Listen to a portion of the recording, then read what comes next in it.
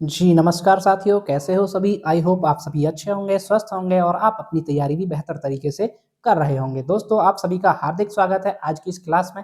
इस क्लास में साथियों हम डेली डिस्कस करते हैं सीटेट के लिए आपका बाल विकास एवं शिक्षा शास्त्र यानी सीडीपी उसके प्रीवियस ईयर क्वेश्चंस और कुछ मोस्ट एक्सपेक्टेड क्वेश्चंस को हम यहाँ पर विस्तृत व्याख्या के साथ डेली डिस्कस करते हैं। ये क्लास हमारी डेली होती है साथियों, आप इस क्लास को डेली अटेंड कीजिए, आपको सीटेट एग्जाम में बहुत ही हेल्प मिलेगी इस क्लास से। तो चलिए अभी देर ना करते हुए आज की क्लास को शुरू करते हैं। आज का आपका क्वेश्चन नंबर फर्स्ट, मूर्त संक्रियात्मक अवस्था के बच्चों को पढ़ाते हुए एक शिक्षिका को क्या नहीं करना चाहिए? भाई जो मूर्त संक्रियात्मक अवस्था होती है, देखिए ये क्वेश्चन आपका जीन प्याजे से पूछा गया है। जीन प्याजे की आपकी तीसरी अवस्था जो होती है मूर्त संक्रियात्मक, उससे है ये कि जो मूर्त संक्रियात्मक अवस्था में कोई बच्चा है उसको पढ़ाते समय शिक्षिका को क्या नहीं करना चाहिए। ऑप्शन ए, वर्गीकरण के मौके देना, बी ऐसी समस्याएं देना जिनमें अमूर्तता की आवश्यकता हो, बी क्रमिक कार्य के करने देना, या डी मूर्त संसाधन देना।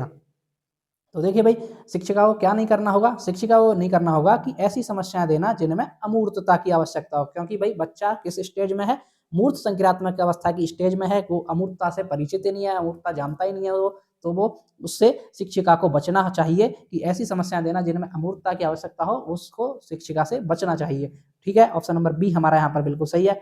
चलिए भाई नेक्स्ट क्वेश्चन नंबर 2, अमन एक पहेली के टुकड़ों को ठीक से लगाने की कोशिश कर रहा है, लेकिन वह सही जगह पर सही हिस्सों को फिट करने के लिए संघर्ष करता है। भाई कोई बच्चा है अमन, वो एक पहेली के टुकड़ों को ठीक से लगाने की कोशिश कर रहा है, लेकिन वो सही से लगा नहीं पा रहा है, सही से फिट करने के लिए वो संघर्ष कर रहा है ना? कैसे, क्या, क्यों के रूप में उसकी माँ उसे संकेत प्रदान करती है। क्या करती भाई, उसकी माँ क्या करती है उसको, भैया इसको कैसे करना है, इसको क्या करा है, इसको क्यों करा, ऐसे इस संकेतों के माध्यम से उसकी माँ उसको संकेत प्रदान करती है, उसको हेल्प करती है कि मतलब कि टुकड़ों को ठीक से लगा पाए वो पहेली के। तो लेव वाइगोत्स्की के सीखने के सिद्धांत के अनुसार सीखने की यह प्रक्रिया क्या करेगी? ऑप्शन ए, बच्चे को अप्रेरित करेगी, बी उसे आक्रामक बना देगी, सी अधिगम के लिए पाड़ का काम करेगी, या डी सीखने में मदद नहीं करेगी। तो देखिए ये प्रक्रिया करेगी भाई अधिगम के लिए पाड़ का काम करेगी। पाड़ मतलब टाड़, ढांचा, मचान या इसके फोल्डिंग जो बोल देते हैं, वो भी एक ही बात होती है। तो अधिगम के लिए पाड़ का काम करेगी। बच्चा कोशिश कर रहा है, उसको संकेतों के माध्यम से उसको बताया जा रहा है कि भाई क्या, कैसे, क्यों, इससे तो बच्चा उसको जो आपका 100% होता है या समस्या के लक्ष्य तक पहुंच जाता है। तो वो होता है आपका स्कैफोल्डिंग देना, पाड़, मचान, ढांचा भी बोलते हैं इसको। तो ये अधिगम के लिए पाड़ का काम करेगी। ऑप्शन नंबर सी हमारे यहाँ पर बिल्कुल सही जवाब है।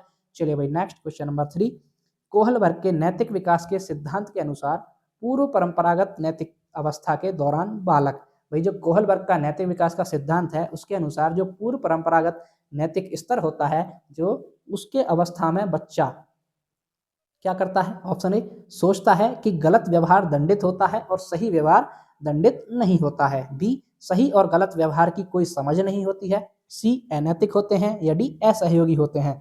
तो देखिए भाई इस स्तर में ये कोहल वर्ग के नैतिक विकास के सिद्धांत का पहला ही स्तर है। इसके 3 स्तर हैं, पूर्व परंपरागत, परंपरागत और पश्च परंपरागत। तो ये पहला स्तर है, पूर्व परंपरागत नैतिकता की बात हो रही है यहाँ पर। तो बच्चा क्या करेगा? बच्चा सोचेगा कि जो गलत व्यवहार होता है उससे वो तो दंडित होता है, लेकिन जो सही व्यवहार होता है उससे दंड नहीं मिलता, उससे पुरस्कार मिलता है। तो ये आपकी आज्ञा दंड और आज्ञा पालन अभिविन्यास जो होता है, ये आपकी पूर्व परंपरागत नैतिकता स्तर की विशेषता होती है। तो ऑप्शन नंबर ए हमारा यहाँ पर बिल्कुल सही जवाब है भाई। चलिए नेक्स्ट क्वेश्चन नंबर 4, निम्नलिखित में से कौन सी प्रगतिशील शिक्षा की विशेषताएं हैं? भाई जो प्रोग्रेसिव एजुकेशन होती है उसकी यहाँ पर कौन सी विशेषता है? ऑप्शन ए, निर्देश केवल निर्धारित पाठ्य पुस्तकों पर आधारित होते हैं, बी उन विषयों पर नम्यता जो छात्र सीखना चाहते हैं, सी जीवन पर्यंत अधिगम और सामाजिक कौशल पर जोर देना, या डी परीक्षाओं में अच्छे अंक लाने पर जोर देना।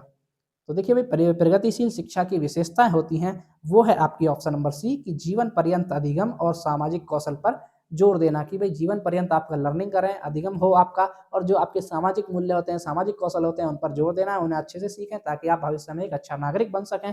तो इसलिए आपका जो ऑप्शन नंबर सी सही होगा, बिल्कुल सही होगा। चलिए नेक्स्ट क्वेश्चन, क्वेश्चन नंबर 5, राष्ट्रीय पाठ्यचर्या की रूपरेखा एनसीएफ बोलते हैं इसको, एनसीएफ नेशनल करिकुलम फ्रेमवर्क होता है इसमें इंग्लिश में फुल फॉर्म। ठीक है, राष्ट्रीय पाठ्यचर्या की रूपरेखा 2005 में बहुभाषा को एक संसाधन के रूप में समर्थन दिया गया है, क्योंकि भाई जो बहुभाषा है उसको एक संसाधन एज ए रिसोर्स के रूप में समर्थन दिया है एनसीएफ 2005 ने।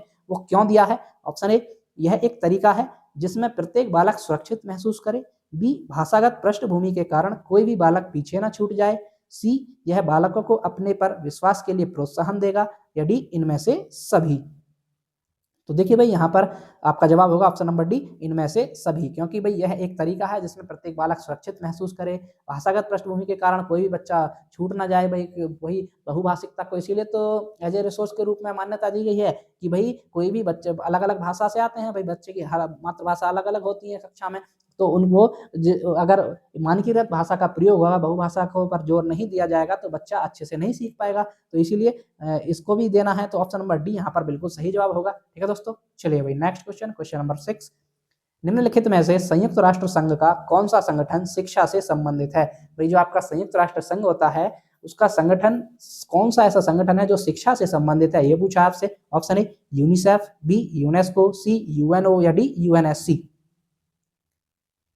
तो देखिए साथियों वो संगठन है आपका ऑप्शन नंबर बी यूनेस्को। क्या है भाई, यूनेस्को, UNESCO। ठीक है, यूनेस्को संगठन जो है ये आपका शिक्षा से संबंधित होता है, संयुक्त राष्ट्र संघ का। ऑप्शन नंबर बी हमारा यहाँ पर बिल्कुल सही जवाब है। चलिए भाई नेक्स्ट क्वेश्चन नंबर 7, बुद्धि लब्धांक के आधार पर विभिन्न समूहों में विद्यार्थियों का वर्गीकरण उनकी स्व गरिमा को डैश डैश करता है और उनके शैक्षणिक निष्पादन को डैश डैश है। भाई जो बुद्धि लब्धि होती है उसके अंक बुद्धि लब्धि के आधार पर विभिन्न समूहों में विद्यार्थियों का वर्गीकरण करना उनकी स्व गरिमा को क्या करता है और उनके शैक्षिक निष्पादन को क्या करता है, ये पूछा है आपसे। ऑप्शन है आपके ए घटाता घटाता, बी घटाता या प्रभावित नहीं करता, सी बढ़ाता बढ़ाता, या डी बढ़ाता और सॉरी सी में है आपका बढ़ाता घटाता और डी में आपका बढ़ाता बढ़ाता। तो बताइए भाई यहाँ पर आपका सही जवाब क्या होगा। देखिए यहाँ पर सही जवाब होगा ऑप्शन नंबर बी। क्या होगा भाई, ऑप्शन नंबर बी। इसमें क्या आएगा भाई, स्व गरिमा को तो ये घटाता है और उनके शैक्षणिक निष्पादन को प्रभावित नहीं करता। भाई उनके शैक्षणिक एक तरह से आपने बुद्धि लब्धि के आधार पर उनका वर्गीकरण कर दिया है कि भाई इतने से बुद्धि लब्धि वाले इस श्रेणी में रहेंगे, इतने बुद्धि लब्धि वाले इस श्रेणी में रहेंगे, तो उनकी जो स्व गरिमा होती है उसको स्तर को तो वो घटाएगा, क्योंकि आपने श्रेणी क्रम उनको बच्चों को बांट दिया है अलग अलग समूह उनकी बुद्धि लब्धि के आधार पर। उनको भाई अगर कम बुद्धि लब्धि वाला बच्चा है तो वो गरिमा घटेगी उसकी, सीधी सी बात है, वो थोड़ा हीनता की भावना आएगी उसमें, तो इसलिए वो गरिमा को घटाएगा, लेकिन शैक्षिक निष्पादन को प्रभावित नहीं करता है। ऑप्शन नंबर बी यहाँ पर बिल्कुल सही जवाब है। चलिए भाई नेक्स्ट क्वेश्चन नंबर 8, बुद्धि की स्पीयरमैन परिभाषा में जी कारक है, जो आपका चार्ल्स स्पीयरमैन है जिसने बुद्धि के द्विकारक सिद्धांत का प्रतिपादन किया है जिन्होंने, तो उसमें पूछा है जो उसकी परिभाषा में जी जो है स्मॉल जी वो क्या है। ऑप्शन ए आनुवांशिक बुद्धि, बी उत्पादक बुद्धि, सी सामान्य बुद्धि, या डी वैश्विक बुद्धि। तो देखिए इन्होंने दो फैक्टर बताए थे बुद्धि के, जी और एस। जी मतलब जनरल यानी सामान्य बुद्धि है ना, और एस से स्पेसिफिक यानी विशिष्ट बुद्धि। ये दो फैक्टर बताए थे, सामान्य और विशिष्ट। तो यहाँ पर जी पूछा आपसे, जी आपका जनरल यानी सामान्य बुद्धि से संबंधित है। ऑप्शन नंबर सी हमारे यहाँ पर बिल्कुल सही जवाब है। ठीक है दोस्तों, चलिए भाई नेक्स्ट बढ़ेंगे, क्वेश्चन नंबर 9, थ फ च ध्वनियां हैं। अब देखिए भाई आप ये क्वेश्चन देख कर सोचेंगे कि भाई ये तो हिंदी का क्वेश्चन है, लेकिन नहीं, ये आपका सीडीपी का ही है। ये आपका सीटेट में दो बार पूछा गया है, सीटेट में भी और अदर टेट में पूछा गया एक दो बार। तो ये आपका सीडीपी में पूछा गया है भाई, थ फ च ध्वनियां हैं। ऑप्शन ए स्वनिम, बी रूपिम, सी लेखिम, या डी शब्दिम। तो देखिए भाई थ फ च जो ध्वनियां हैं ये आपकी होती हैं क्या होती हैं भाई, ये होती हैं स्वनिम ध्वनियां। क्या होती हैं फ्रेंड्स, ये होती हैं स्वनिम ध्वनियां। ठीक है दोस्तों, ऑप्शन नंबर ए हमारा यहाँ पर बिल्कुल सही जवाब है भाई। चलिए नेक्स्ट क्वेश्चन नंबर 10, निम्न में से कौन सा कौशल उच्च श्रेणी चिंतन का नहीं है, यानी इनमें से ऐसा कौन सा कौशल है जो उच्च श्रेणी चिंतन के अंतर्गत नहीं आता है। ऑप्शन है आपकी ए विश्लेषण, बी निरूपण, सी रचना, या डी प्रत्यास्मरण।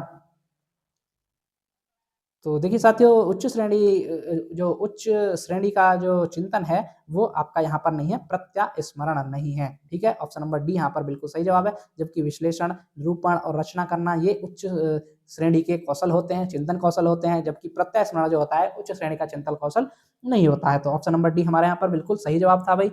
चलिए नेक्स्ट क्वेश्चन नंबर 11, 4 साल के राहुल को एक गुड़िया उपहार में मिलने पर वह बोला मैं इसका क्या करूंगा। भाई कोई 4 साल का बच्चा है जिसका नाम राहुल है, अब उसको उपहार में एक गुड़िया दी गई, गुड़िया मिली, तो वो उस गुड़िया को देखकर क्या कहता है कि भाई मैं इसका क्या करूंगा। लड़के गुड़िया से नहीं खेलते, लड़का कहता है, राहुल जो है 4 साल का बच्चा वो कहता है कि मैं इस गुड़िया का क्या करूंगा, कि गुड़िया से लड़के गुड़िया से नहीं खेलते हैं। तो यह क्या दर्शाता है। ऑप्शन ए जेंडर प्रासंगिकता, बी जेंडर पक्षपात, सी जेंडर रूढ़िवादिता, या डी जेंडर समता।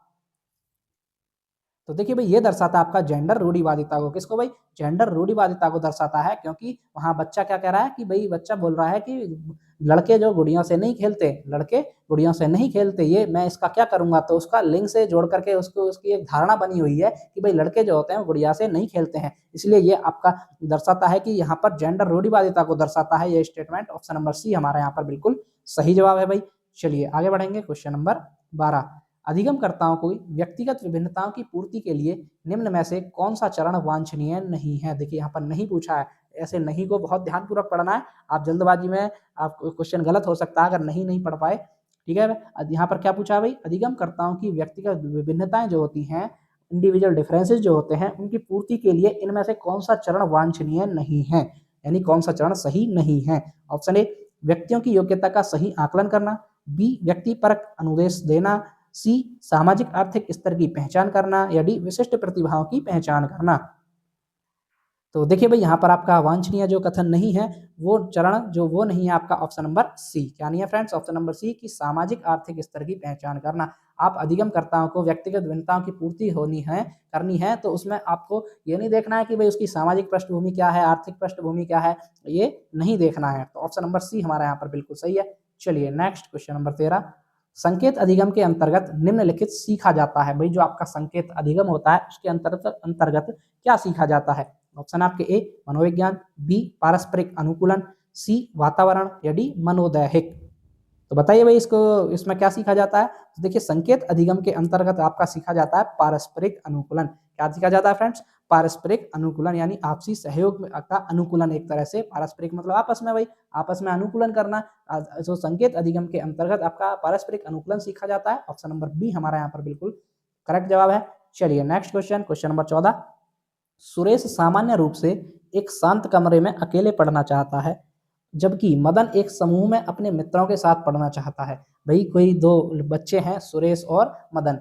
तो सुरेश क्या कर रहा है? सुरेश सामान्य रूप से एक बंद कमरे में, एक शांत कमरे में बिल्कुल अकेला पढ़ना चाहता है, ठीक है। जबकि मदन उसके अपोजिट है। मदन क्या करता है? मदन समूह में अपने मित्रों के साथ पढ़ना चाहता है। तो यह उनके डैश डैश में विभिन्नता के कारण है। भाई ऐसा उसका डिफरेंस किसके कारण होता है कि भाई वो अकेले पढ़ना चाह रहा है और वो समूह में पढ़ना चाह रहा है, वो किसके कारण है? ऑप्शन ए, मूल्यों, बी, अभिक्षमता, सी, अधिगम शैली, या डी, परावर्तक स्तर। तो देखिए साथियों, वो उनके जो किसमें भिन्नता के कारण है, वो है आपकी अधिगम शैली, यानी आपकी लर्निंग स्टाइल जो होती है ना, लर्निंग स्टाइल या अधिगम शैली, उसके कारण जो है एसटी, ठीक है, उसके कारण ये आपका अधिगम शैली के कारण, लर्निंग स्टाइल के कारण उनमें भिन्नता है। क्योंकि उसकी जो अधिगम शैली है, पढ़ने की लर्निंग स्टाइल है, उसकी अलग है। भाई वो अकेले शांत रूप से अकेले पढ़ना चाहता है। वो क्या कर मदन क्या कर रहा है? मदन अपने दोस्तों के साथ एक ग्रुप में, एक समूह में पढ़ना चाहता है। तो दोनों की अधिगम शैली का अंतर है यहाँ पर, अधिगम शैली में विभिन्नता है, उनकी लर्निंग स्टाइल में विभिन्नता है। ऑप्शन नंबर सी हमारे यहाँ पर बिल्कुल सही जवाब है। चलिए नेक्स्ट क्वेश्चन नंबर 15, निम्न में से कौन सा सीखने की शैली का एक उदाहरण है? भाई यहाँ पर सीखने की शैली का कौन सा उदाहरण है? एक ऑप्शन ए, संग्रहण, बी, तथ्यात्मक, सी, स्पर्श संबंधी, या डी, चाक्षुष। तो देखिए भाई सीखने की शैली का यहाँ पर एक उदाहरण होगा, वो होगा आपका ऑप्शन नंबर डी, चाक्षुष। क्या होगा फ्रेंड्स? चाक्षुष। ठीक है दोस्तों, यहाँ पर ऑप्शन नंबर डी हमारा यहाँ पर बिल्कुल सही जवाब है। चलिए भाई आगे बढ़ेंगे। क्वेश्चन नंबर 16, सीखने के प्रयास और भूल सिद्धांत के प्रतिपादक हैं। देखिए ये क्वेश्चन बहुत ही इंपॉर्टेंट है, हालांकि आसान क्वेश्चन है, सभी को पता होगा। ये कई बार पूछा गया, बहुत बार पूछा गया है, विभिन्न जहाँ भी आपका टेट होता है लगभग हर स्टेट में पूछा गया है। सी टेट आपका, डी ट्रिपल एस भी यानी सिलेक्शन टेस्ट में भी पूछा गया है, ये बहुत बार पूछा है। तो सीखने के प्रयास और भूल के सिद्धांत के प्रतिपादक क्या है, या इसको ट्रायल एंड एरर थ्योरी भी बोलते हैं। कौन है भाई? Option A, Kohler, B, Thorndike, C, Pavlov, या डी, स्किनर।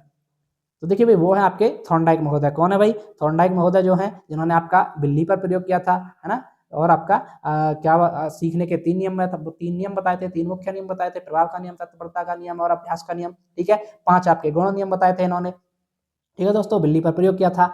चलिए भाई आगे बढ़ेंगे, वहां पर ऑप्शन नंबर बी सही था। नेक्स्ट क्वेश्चन, क्वेश्चन नंबर 17, निम्न में से किसे संज्ञान का कारक नहीं माना जाता है? भाई यहाँ पर संज्ञान का कारक कौन सा नहीं है इनमें से? ऑप्शन ए, क्रोध, बी, भूख, सी, स्थान छोड़ना, या डी, डर।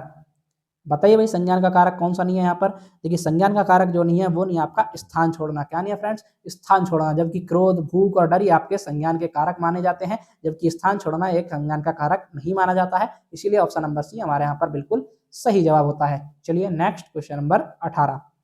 छात्रों में भय का भाव डैश डैश। भाई छात्रों में जो भय का भाव है वो क्या करता है। ऑप्शन ए अधिगम में काफी सुधार करता है, बी अधिगम के लिए हानिकारक है, सी अधिगम के लिए आवश्यक है, या डी अधिगम पर कोई प्रभाव नहीं डालता है। तो देखिए भाई छात्रों में जो भय का भाव होता है वो क्या करता है, वो अधिगम के लिए हानिकारक होता है। क्या होता है फ्रेंड्स, अधिगम के लिए हानिकारक होता है। वो उससे अधिगम अच्छे से नहीं हो पाता है बच्चों के, क्योंकि भाई छात्रों में भय का भाव है, भय का माहौल है, डर का माहौल है, तो वो बच्चे उनका जो अधिगम होता है, उनकी जो लर्निंग होती है वो इफेक्टिव तरीके से नहीं हो पाती है जिस तरीके से होनी चाहिए थी। तो ये अधिगम के लिए हानिकारक होता है। ऑप्शन नंबर बी हमारा यहाँ पर बिल्कुल सही जवाब होता है। चलिए भाई नेक्स्ट क्वेश्चन नंबर 19। कोविड-19 महामारी के दौरान तनाव ने विद्यार्थियों के प्रदर्शन को नकारात्मक रूप से प्रभावित किया। भाई जो आपका अभी कोविड आया था, कोविड-19 महामारी आई थी, उसके दौरान विद्यार्थियों के प्रदर्शन को नकारात्मक रूप से प्रभावित किया उसने। यह निम्नलिखित में से किस प्रकार के संबंध को स्पष्ट करता है।